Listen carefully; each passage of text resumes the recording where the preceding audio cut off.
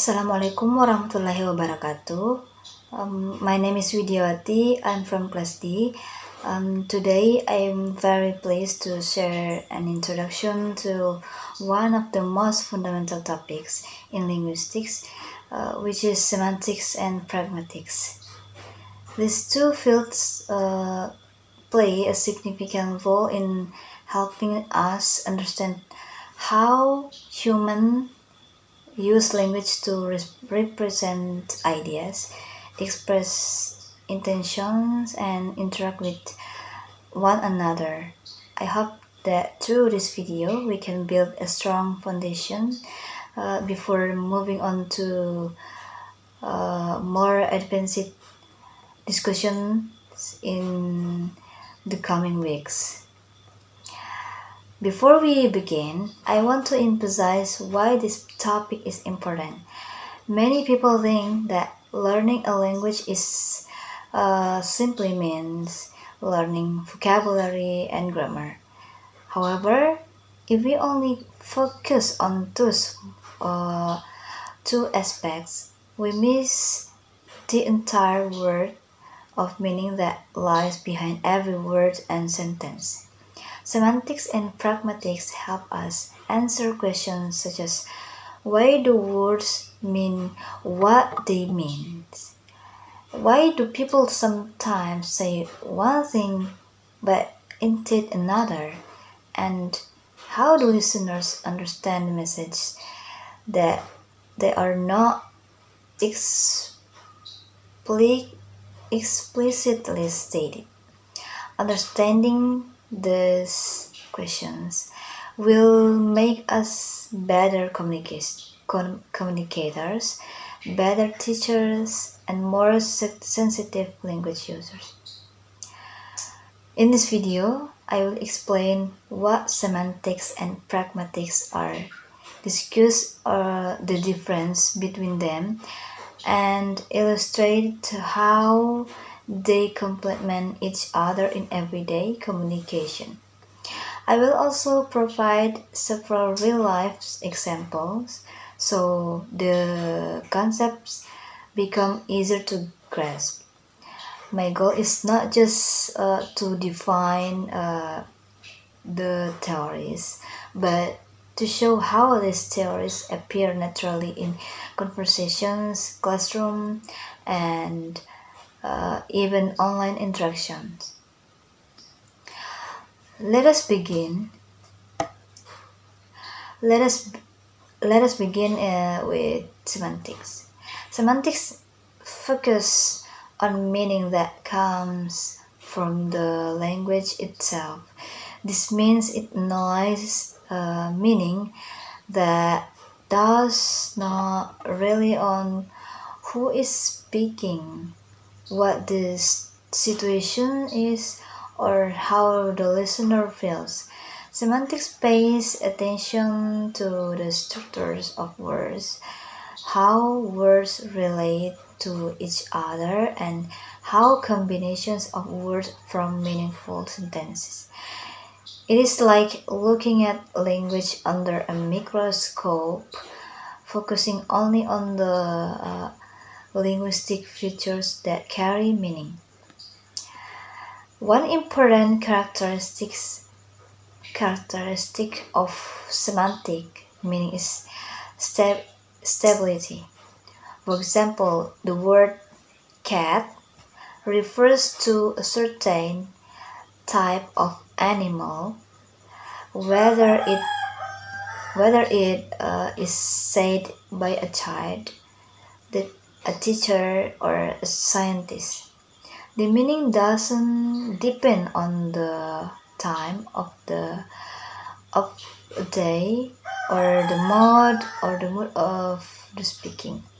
This stability allows speakers of the same language to understand each other even without additional context.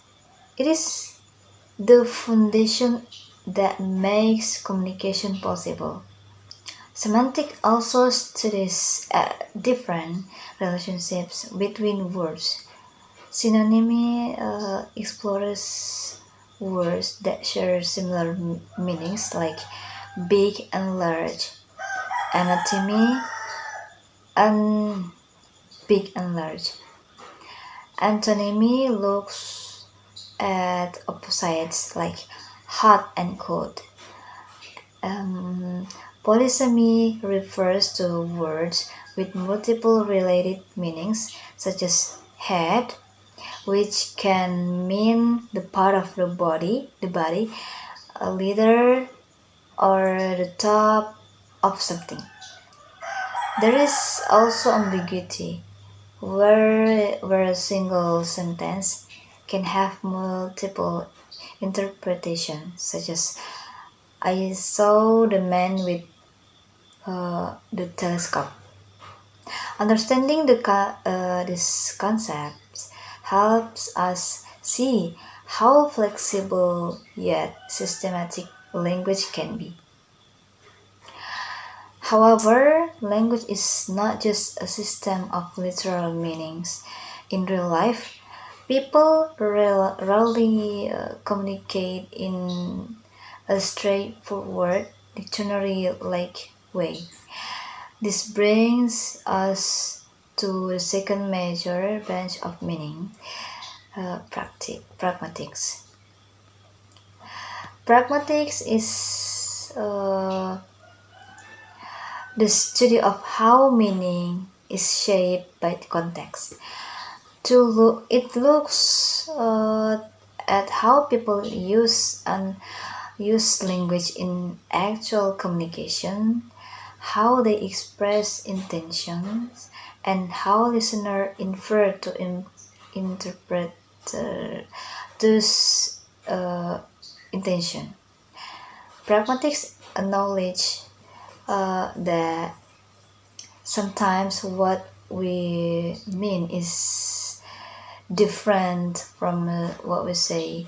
This happens all the time in everyday conversation, especially when people want to be polite, indirect, humorous, or careful in choosing their words. Pragmatics considers several types of context, such as physical context, social context, cultural background, shared knowledge, and relationship between participants. For example, the simple sentence is "You are late" can be neutral observation. A complaint, a joke, observation. A complaint, a joke, or even a warning, depending on how the speaker says it and who the speaker is talking to. This shows how powerful context is shaping meaning. To understand this more clearly, let us look again at the sentence. It's cold in here. Semantically, this sentence refers only to temperature, but pragmatically, it can function as a request, a complaint, a hint, or even a subtle form of criticism if the speaker feels uncomfortable. The listener is expected to interpret the intention, not just the literal words. This is what makes pragmatics an essential part of communication. Human communication often relies on indirectness. For example, instead of saying close the door, someone might say, "Do you mind closing the door?" Or even, "It's a bit noisy outside." Pragmatics explains why indirect language is used, usually for politeness or maintaining relationships or for softening the impact of an instruction. In this especially relevant in cultures with a strong emphasis on respect and harmony, including our own.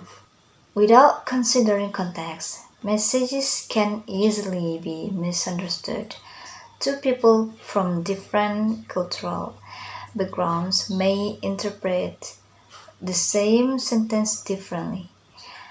A student might misunderstand a teacher's intention if they only rely on literal meaning. Pragmatics teaches us to pay attention to all elements surrounding the communication, not just the words, but the situations, the tone, or the relationship between speaker. Although semantics and pragmatics focus on different aspects of meanings, they work together in real conversation. Semantics provides the literal based on the dictionary meaning, while pragmatics adds depth and flexibility. Together, they allow us to understand not only what someone says, but also what they truly mean. But are essential to fully understanding human communication. For students in English education, these concepts are extremely valuable.